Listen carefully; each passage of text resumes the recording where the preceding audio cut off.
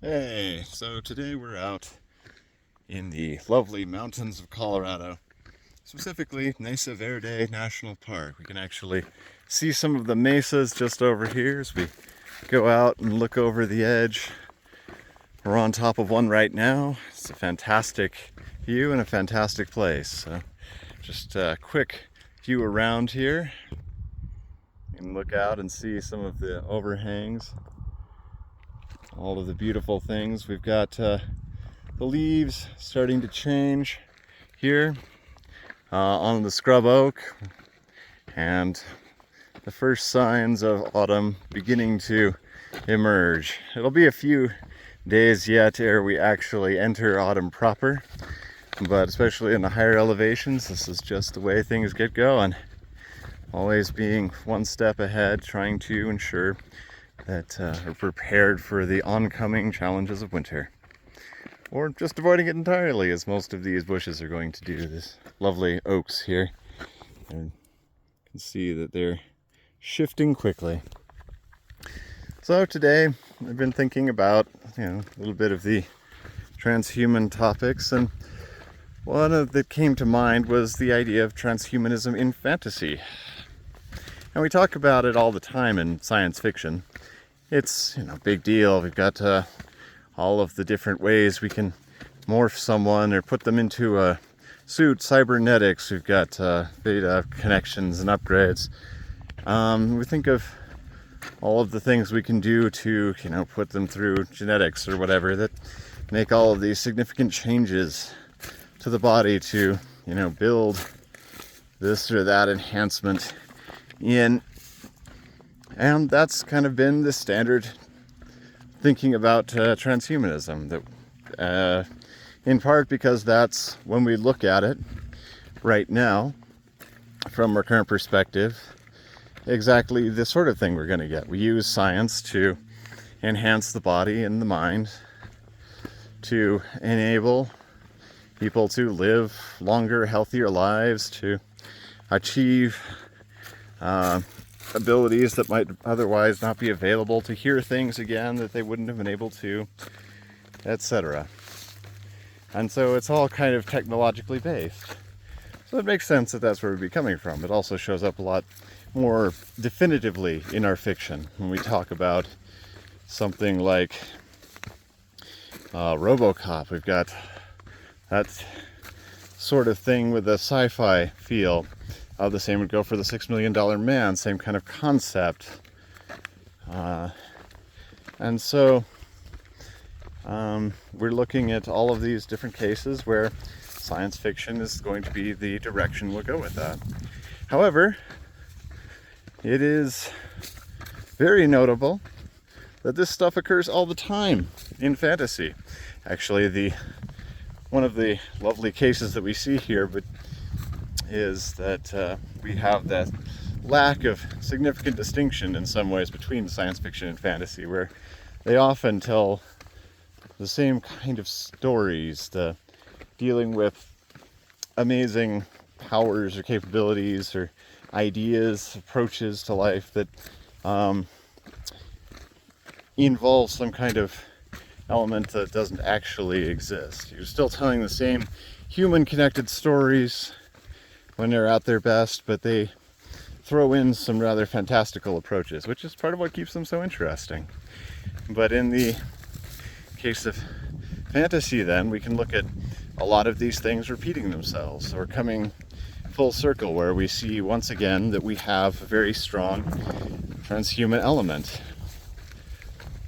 So this one plays out quite neatly in a number of different examples we could think about in fantasy.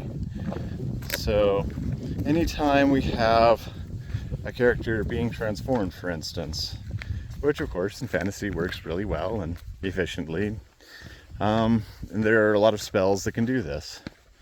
So you could look at anything from Polyjuice Potion in Harry Potter, where we almost instantly and easily transform an individual into another individual, or even into something that was unexpected or unintended, or have animal features.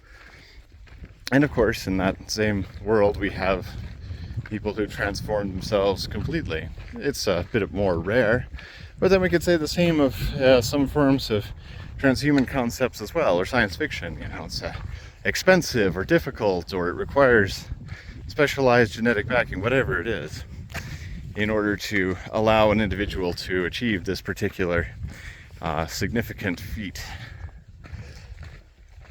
And you know, along those same lines, you can look at medicine, transhumanist medicine being used in that world, where you just, you know, tap your wand and someone gets their limb completely healed. It's really amazing. And of course, that kind of healing capability is remarkable. And so we could also look at other popular fields in, say,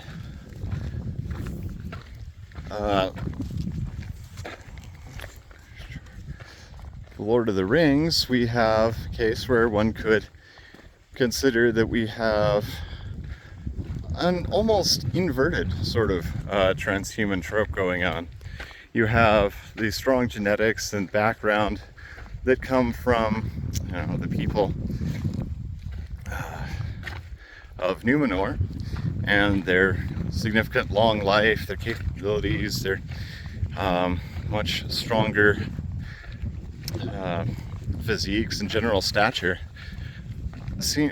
begin to wane over time, in part because they are not maintained, and in part because of some sense that runs through the entire series, where we have this kind of idea of diminution or slow decay, and that seems to affect just about all participants.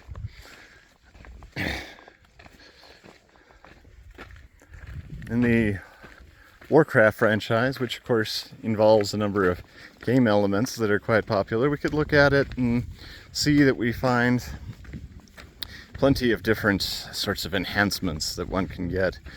Some of them are permanent, some of them are more temporary, but you know, you put something into potion and drink that, you'll get stronger for a while, and then they're just kind of constant leveling. So you go out, you work on this, and you permanently get stronger. You'll build your but there is not the same kind of aging issue. If your character goes on for 30 years, or we haven't quite gotten that far, but that game is getting old. But you'll never see any kind of significant loss. It's always just, oh, it's even in higher level. You've managed to achieve this. And of course, you can always have the stuff that's attached to your equipment, which is really great. You equip that, you get stronger, you get faster, you hit harder, whatever it might be that is relevant to your ability to do significantly better in terms of, well, making war, as one might expect given the name. It is definitely an interesting world to play in. And of course, there are all kinds of things like the aforementioned transformations going on. The entire class Druid basically functions on it, and we have a lot of species, most notably the Worgen, who are transformed humans in a fairly permanent basis, and they form their own separate societies. So we actually have what are essentially human speciation going on, which has an interesting variety of effects as one starts to see the interplay between culture, societies, and the different things that they look to want and to achieve. In the popular Dungeons and Dragons franchise, you end up with some of the same elements going on. I mean, I think that's kind of where Warcraft got its idea for druids, after all. The constant transformations and things.